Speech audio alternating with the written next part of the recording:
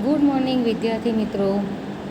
आज हम निबंध समय का सदुपयोग के बारे में चर्चा करेंगे। विद्यार्थी मित्रों, समय बहुत कीमती होता है और समय का हमारे जीवन में बहुत ही महत्व है। एक बार गया हुआ समय फिर वापस नहीं आता, इसीलिए हमें समय को व्यर्थ गंवाना नहीं चाहिए और समय के अनुसार हमें सब काम करना चाहिए। जो लोग समय का सही उपयोग करते हैं उन्हें ही सफलता मिलती है। कि जो समय का अच्छी तरह से सदुपयोग करते हैं, हर काम समय पर करते हैं, उसे सफलता मिलती है। और समय का सदुपयोग करने वाले को कभी अफसोस नहीं करना पड़ता। कि जो समय का सदुपयोग करते हैं उसे कभी भी समय की कभी भी अफसोस नहीं करना पड़ता है। समय के सदुपयोग के लिए किसी भी काम का आयोजन अत्यंत आवश्यक है। कि हमें जो भी कार्य करते हैं उसका हमें आयोजन करना चाहिए और आयोजन के अनुसार ही हमारा काम समय पर पूर्ण होता है। जो लोग समय का सही उपयोग नहीं करते उन्हें सफलता नहीं मिलती है, उन्हें बाद में पछताना पड़ता है। इसीलिए हमें समय का सही सदुपयोग करना चाहिए कि बाद में पछताना नहीं पड़े। तो समय तो हमारे लिए कीमती है, समय का हमें सदुपयोग करना है और हमारा हर काम सही समय पर होना चाहिए। और सही समय पर काम करने से ही हमें सफलता मिलती है। और समय का सदुपयोग हम करेंगे तो हमें कभी भी अफसोस नहीं करना पड़ता है कि यह काम हमारा रुक गया, यह काम नहीं हुआ, कि आज मुझे समय ही नहीं मिला, ऐसा हम बाद में नहीं कह सकते। इसीलिए हमें समय का सदुपयोग करना अत्यंत आवश्यक है और इसके लिए हमें समय का के हर काम का आयोजन करना अत्यंत आवश्यक है, तभी हम समय पर काम कर पाएंगे। कुछ लोग समय का महत्व नहीं समझते। कि कुछ लोग ऐसे रहते हैं कि समय का महत्व ही नहीं समझते। उनको लगता है कि चलो हो जाएगा, ये मेरा काम है, मैं कर लूँगा, लेकिन बाद में वह उसके पास समय ही नहीं बचता है और उसका काम ऐसा का ऐसा ही पड़ा रहता है। और जो समय का महत्व नहीं समझते ऐसे लोगों का कोई काम समय पर नहीं होता। कि समय का महत्व नहीं समझने वाले का काम समय पर होता ही नहीं है। वे जागने के समय सोते हैं और सोने के समय जागते हैं। कि ऐसा ही उसके हाल होता है कि सोने के समय जागना और जागने के समय सोना। नींद से जागने के बाद भी घंटों बिस्तर में पड़े रहते हैं और नींद से तो जाग जाते हैं, लेकिन बिस्तर में घंटों यानी कि समय बर्बाद करते हैं और सोते ही रहते हैं। गपशप के बाद इनके पास जो समय बचता है उसे ये दूसरों की निंदा करने में बर्बाद कर देते हैं और बातचीत करने के बाद भी जो समय बचता वो दूसरों की निंदा में ही उसको बर्बाद कर देता है। फिर किसी काम के लिए उनके पास समय ही नहीं बचता। फिर क्या, उसके पास समय ही नहीं बचता कि अब कोई जो काम वो समय पर नहीं करता है, कोई भी काम, तो फिर उसके पास कहाँ से समय बचेगा।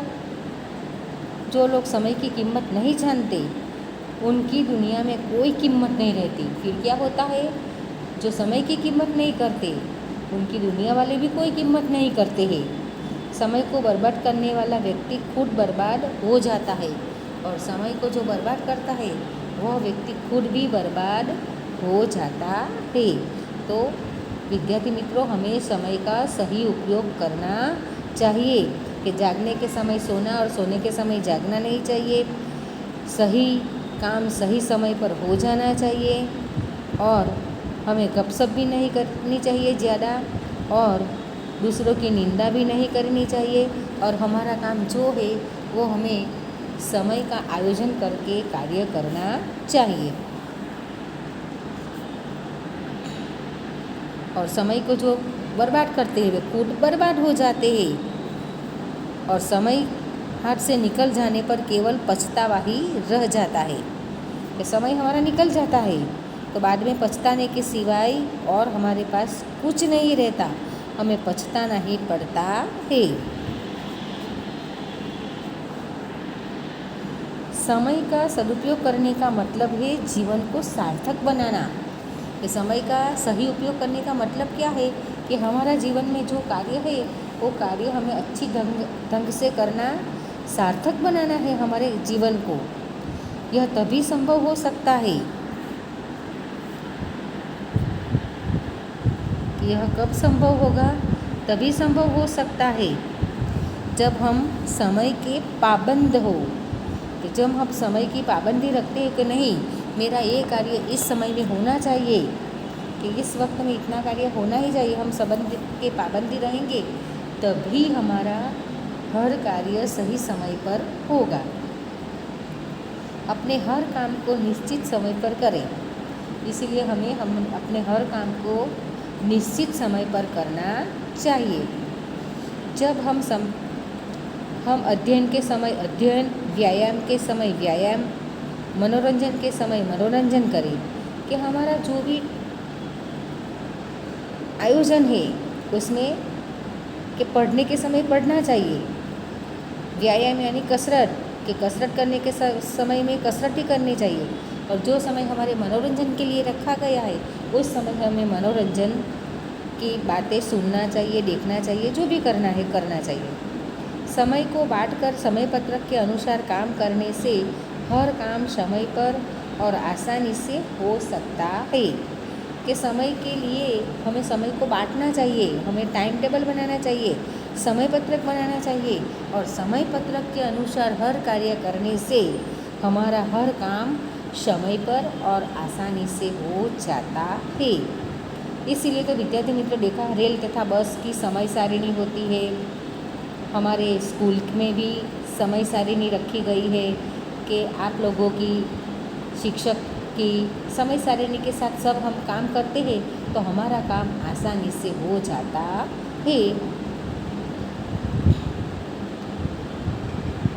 इससे समय की बर्बादी नहीं होती है, कोई काम बोझ जैसा नहीं लगता, कि हमारा सब काम समय पर होता है और कोई काम हमें बोझ नहीं लगता।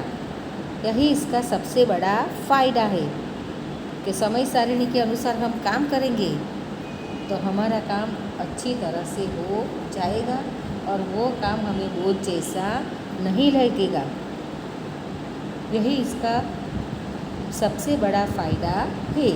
तो विद्यार्थी मित्रों देखा कि हमें समय का सही आयोजन करना है, समय पत्रक बनाना है और समय को बांटकर समय पत्रक बनाने से ही हमारा सब काम सही समय पर ढंग से हो सकेगा और हमें कोई भी कार्य बोझ जैसा नहीं लगेगा। नहीं तो फिर साथ में सब कार्य एक साथ आ जाए कि आज का कार्य कल, कल का कार्य फिर कल, कल कल करते इतना कार्य का बोझ बढ़ जाता है कि विद्यार्थी मित्रों तब हम नासीपास हो जाते हैं कि अब हम क्या करें, ये कार्य करें, कौन सा कार्य पहले करें। इसीलिए विद्यार्थी मित्रों हमें हमारा सब कार्य सही समय पर करना चाहिए, कार्यों को पीछे ढकेलना नहीं चाहिए और जिस वक्त में जो कार्य करना है उसे करना ही चाहिए। हमारे महापुरुषों ने समय के सदुपयोग को बहुत महत्व दिया है कि हमारे जो महापुरुष हो गए, गांधी जी, नेहरू जी, तिलक जी आदि नेता, वो भी समय का सदुपयोग किया करते थे और समय के सदुपयोग से ही वह हमारे महापुरुष बन गए और उन्होंने बहुत ही अच्छा समय का सदुपयोग किया है और समय का सदुपयोग का महत्व भी हमें बताया है कि गांधी जी, नेहरू, तिलक आदि नेताओं ने हमारे हमेशा समय का सदुपयोग किया। समय का सदुपयोग करने से ही ज्ञान, कुशलता, संपत्ति प्रतिष्ठा आदि की प्राप्ति होती है। कि जो हमारे में ज्ञान आता है, कुशलता आती है, संपत्ति मिलती है, प्रतिष्ठा मिलता है, मान मिलता है, गर्व हमें मिलता है, वह किससे मिलेगा? समय के सदुपयोग से कार्य करने पर, और समाज में हमारी इज्जत बढ़ती है।